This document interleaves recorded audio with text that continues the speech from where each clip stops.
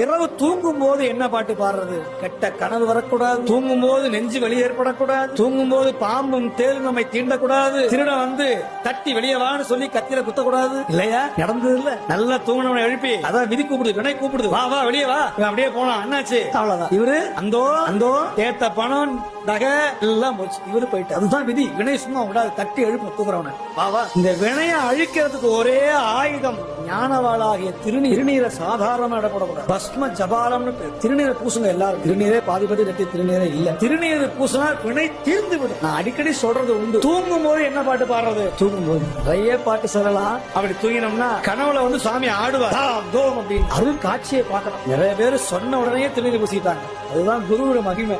சில பேர் சொல்லி பக்குவம் வரட்டும், வரும் பூசணும். பரவாயில்ல, நாளைக்கு கூட பூச வேண்டாம், இன்னைக்காவது பூசணும். பூச்சப்படாது. நான் பெரிய உத்தியோகத்துல இருக்கிறேன். இந்த நாட்டு ராஜாவே பூசுறாரு இல்லையா? நாட்டு ராஜா யாரு? நாட்டு ராஜா அவரே என்ன பண்றாரு? காசிக்கு போய் அப்படி பூசுறாரு திருநீரை எடுத்து. இல்லையா? சாதாரண நம்ம என்ன பண்ணணும்? வீட்டுல லிங்கம் இல்லைன்னா பரவாயில்ல, வெண்ணெய் உருண்டையை வச்சு பூஜை பண்ணாங்களா இந்த ஊர்ல? வெண்ணெய் உருண்டையை வச்சு. இதுக்கு பேரு சனிகலிங்கம்னு பேரு.